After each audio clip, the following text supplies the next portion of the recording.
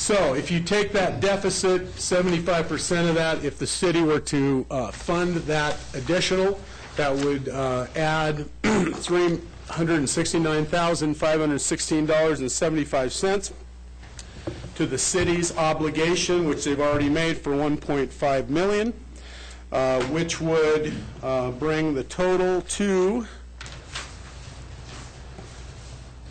$1,869,516.75.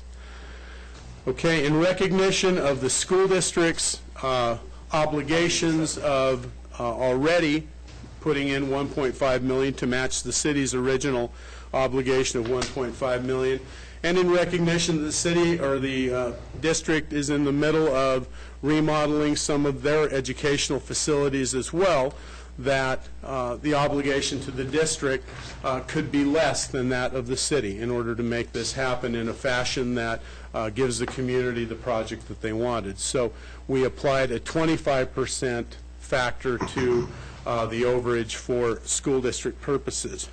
So that would be an amount of $123,172.25, this number right here, and add that to the original $1.5 million, so the total obligation to the district would be $1.623,172.25. If both of our boards were to agree to that, we could move ahead with the project, and we are prepared to provide the wherewithal for you to do that today should you see fit after you have a discussion. So the idea is to make this happen, to bring the project in where we wanted to bring it in. This makes perfect sense. The city at one time, we've been looking for playfields and ball fields for a long time. It is an advantage to us to have those fields in a fairly central location. It makes sense for the school district, for their educational purposes, to have access to those fields, to allow the city to operate and maintain those fields, and essentially minimize the school district's participation in keeping those fields playable for educational purposes as well. And as I indicated, the council and the city does recognize that there are obligations that the school district has in trying to renovate as much of your educational facilities as you can under the bond that was passed. And that consideration we hope that we've done by the city offering to shoulder 75% of the overage cost on this. We would like, as I indicated, as part of the consideration for this, we would like to extend that original term from 30 years to 50 years. So with that, I'd invite the superintendent to make any comments he has, and then we'd like to open it up for discussion, and then after you've discussed it, you can give staff direction as to how you'd like to proceed.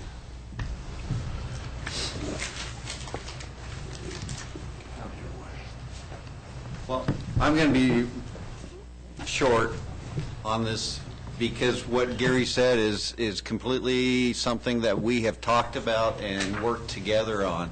So a lot of it is ditto.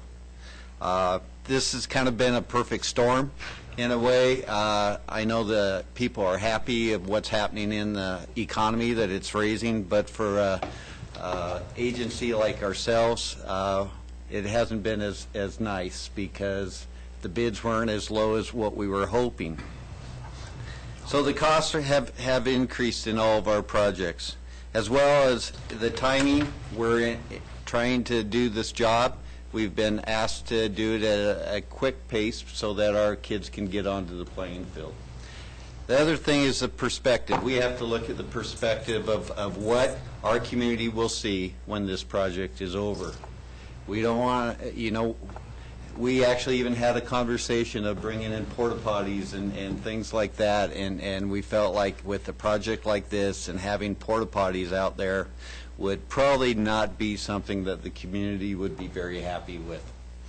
So we sat down with Mr. Reedner, Mr. Belknap, and other city employees and worked really hard and diligently to find a solution to this. We also had our representatives from a lot of our organizations join us on this. We're looking at a recommendation that we feel will meet the needs of what our community is expecting. It's an additional amount of money that and we're concerned about that, as probably everyone is. However, I look at this and realize that in a few of our other areas we were able to save some money in our extracurricular activities projects to be able to pay our share of this. So my recommendation would be to follow suit in this and move forward. If I can make one more comment. One of the things for city council perspective, the $1.5 million that had originally been budgeted for this project was taken from our Hamilton funds, which was part of a bequest for recreational uses by the Parks and Recreation Department. The additional would also come from that fund. The balance of that fund after the original $1.5 million is approximately $3.3 million. If the council were to approve this additional, then that would take that, the aggregate amount of that fund, the accumulation, down just below $3 million. And of course, the under council policy, the earnings on that fund help offset the costs of the Hamilton Indoor Recreational facility as well.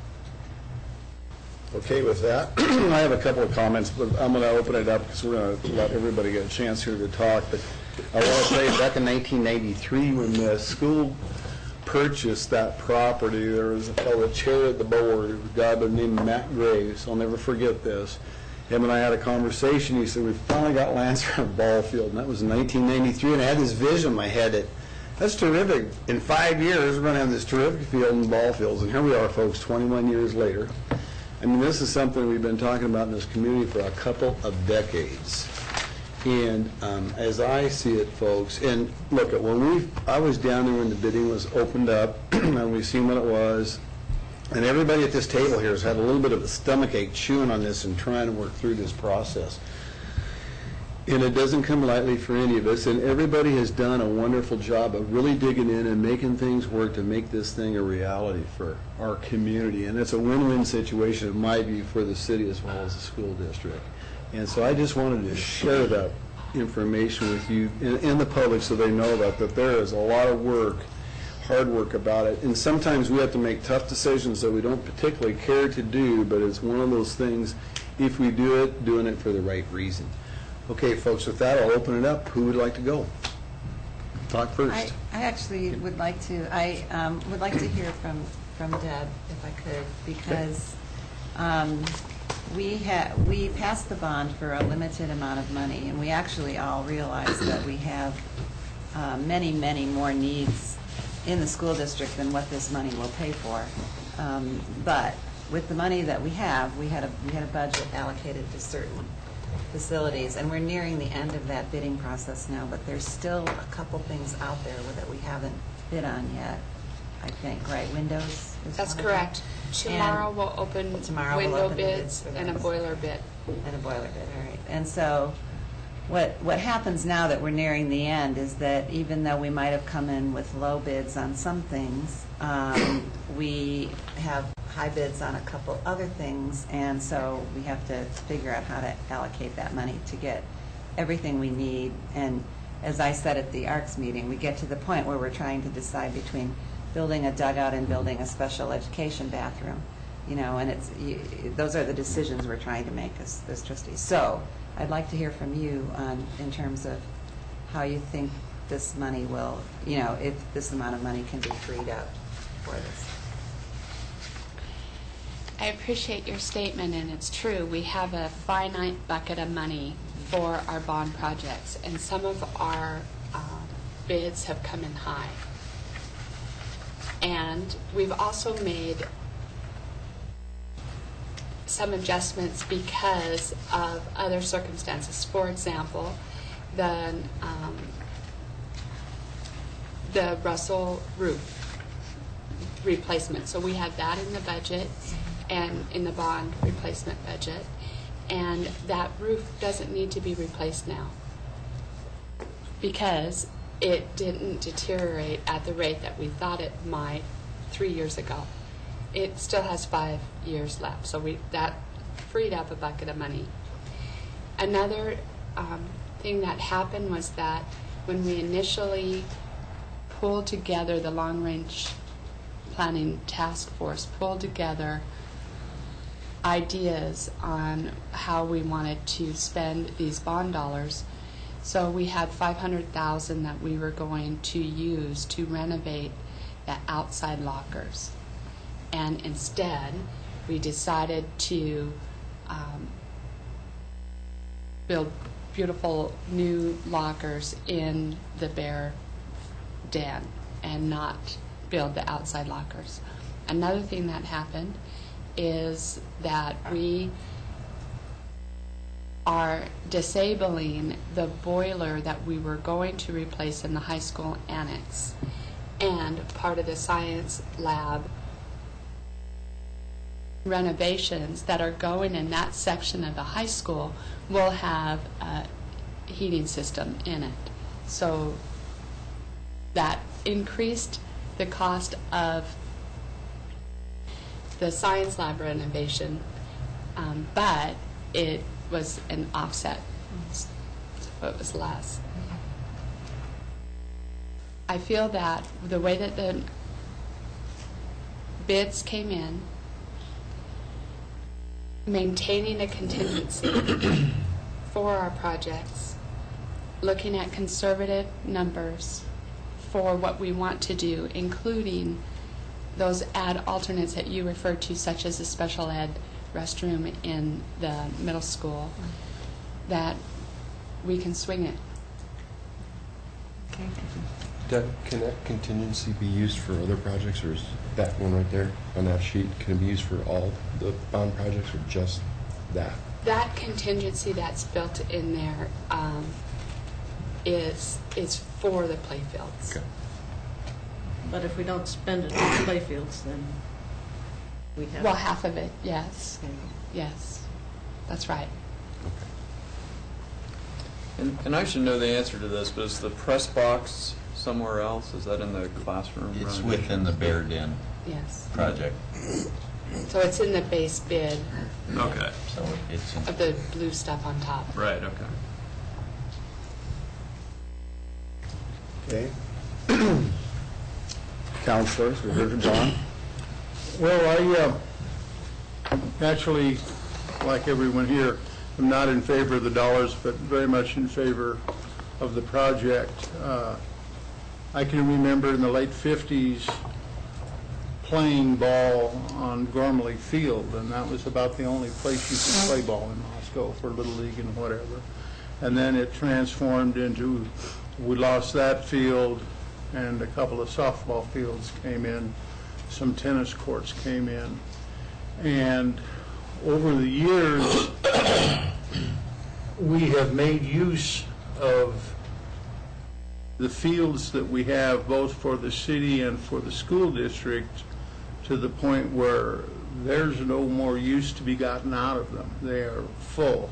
This particular project, to me, is just moving along, although, like Bill said, it's a little short as far as time goes. You know, maybe this should have been done 20 years ago, but it wasn't. We have a chance to do it now, even though none of us likes the dollar figure. But if you take a look at the extra, essentially $500,000, and you spread that over a 30 to 50 year period, it's not that much. And I don't think that we will be able to get a bid this low if we go next year, the year after, or the year after. I think those bids are going to do nothing good, and which is going to leave us in the same position of spending more money and still not having ball fields. So, as far as I'm concerned, I'm willing to swallow the bitter pill of spending another essentially $370,000 of the city or the Hamilton Low Fund and $123,000 of the school district budget and move ahead with this project. Dan is our acting president of the council. He's the vice president. Walter Steed's on vacation.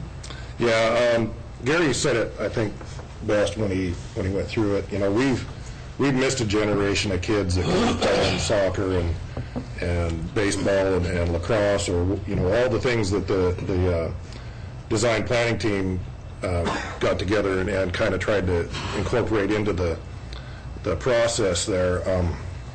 You know, my kids have gone past being able to do it. A lot of people, but I know Eric's kids will hopefully see the benefit of this happening. And as a patron of the school district, I urge the board to move forward. As a city council member, I think that we're have a consensus that we'd like to move forward on our end. And, you know, if we can get this done in the time we get, I at least have a couple nephews and nieces that will still be able to benefit from the use of this field. So I just look forward to our school district students being able to participate in activities on this field. Look forward to seeing those things busy all summer long. I can't wait to cut a ribbon in September of 15, and I hope everybody here will be there to do it with us. I just can't see a better time to do it. As John and I talked the other day, and he met with a contractor friend of his that says, you know, hey, it's not getting cheaper to do this dirt work. And you know when Gary and I first talked about it, it was like it's all dirt work that's costing this much money, but you know, for lack of a better term, the contractors aren't hungry right now like they had been in the past couple of years. We're on the upswing, which is good in general for the economy, but it's hard for us when we're trying to build things, especially in the public sector. Okay, Tom? Mr. Mayor, thank you. I wanted to just thank the city staff and the school board or school district staff for moving in the last few weeks from shock and opening those bids to putting together a very functional, useful proposal to move forward and to get us off this long 2 decades of thinking about this project and actually getting us a proposal that we can work with and make happen. I agree with the others who have spoken that it's unfortunate that we have to put more money into it at this point, but I also agree with everybody who's spoken so far that this is the time to get it done and to make it happen and to move it forward. The sooner we can get this thing built, the better. Wayne? A couple of weeks ago, I had lunch with one of the Pullman City Council members. We were visiting about a variety of things, and the subject of bonding came up and how now we can't seem to meet the engineers' estimates, where previously they were coming in below the engineers' estimates. And Pullman actually has a large project that they want to put out for bid, but they're going to defer that for a year in hoping that it's going to become less. And he and I both agreed that it's probably not going to get less. There is so much work out there right now that if we could have done this a year ago, we probably could have came in at the right figures where we're at. But now it is what it is. The Hamilton Low funds, which were gifted to the city for youth recreation, is what built Hamilton Indoor Recreation Center. I personally hate spending the principal, because once that fund is gone, it's gone. And I would much prefer to be able to utilize the interest. But right now, the interest isn't all that great either. And so this has been 20 years in the working. And so I guess the question is, if not now, when? And so I'm willing to spend another $500,000 or $370,000 in principal out of the Hamilton Low Fund, which will never come back again, because I think this is a hugely popular and necessary project. And I think it's a fantastic thing that the City of Moscow and the school board has been able to bond together and do this as a partnership. And I feel very confident that we'll move forward with this, that this will happen on the time schedule that we have been hoping for, and that this will also lay groundwork for future possible partnering projects between the city and the school district. So I wholeheartedly support this and certainly encourage the school board to move forward with their additional $123,000 commitment, as well as extending the lease period to the 50 years from the 30-year period. Art, we haven't heard from you yet. Anything I could say at this point would be strictly redundant, because I agree with everything that's been said. I regret somewhat the loss of the principal from the Hamilton Low Fund that supports the operation of the HERC, and we'll have to figure out what to do with the loss of income there. But otherwise, I think the use of the monies in that fund are very much for the recreation and the benefit of the youth of Moscow, and this is a very appropriate project for that. And so I would support the project, because I am right behind it, but reluctant to spend the money, but it's something that we need to do, and any postponement would just be kicking the can down the road, and we would still be needing ball fields in the future. You know, one of the things, this is, for the last 2 weeks, this has been, for lack of a better term, gut-wrenching for all of us sitting at this table, whether you're a school board member, whether you're a city council, whether you're the mayor or the superintendent of the school district or the city supervisor. It's tough on all of us on some of these decisions we have to make. And going forward, you know, if you look at the bond thing and what interest rates are making us, and it's really terrible, as everybody in this room knows. If you take that money and you take it over an extended period of time, we're talking about today's dollars, and what would that be worth in 30 years from now? You know, even though this puts the pressure on all of us, and guess what? We're all in leadership roles, and that's why we were elected and selected to be in leadership roles, is because sometimes we have to make the tough decisions, and that's the way life goes, and so we have to do this. But I'm telling you, folks, and I think 20 years from now, a couple of decades from now, when none of us are probably in the positions that we're in currently, somebody will say, you know what, those folks collaboratively made some good decisions, even though it's tough right now. And look, none of us, if we walk out of this room today and there's something we didn't get, well, guess what? Then we probably had a win-win situation. That's how I see it, folks. And I'd like to hear more from the school board, Ken, on their thoughts. Jim or Margaret? No, it's, I think everybody has worked very hard on this project. I think you've done everything you can to get the costs down.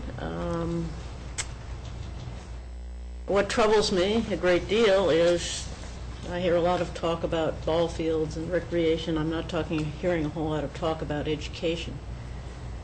I think, yes, well, I don't know, maybe the city doesn't need ball fields. I'm not a ball player myself, but certainly enough people have told me that.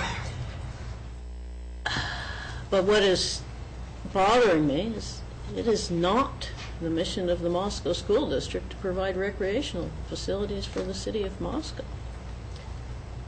And I rather wish sometimes that the civic pride would extend to replacing these mobile units, temporary shelters we have at West Park, Russell, and McDonald School, furthermore.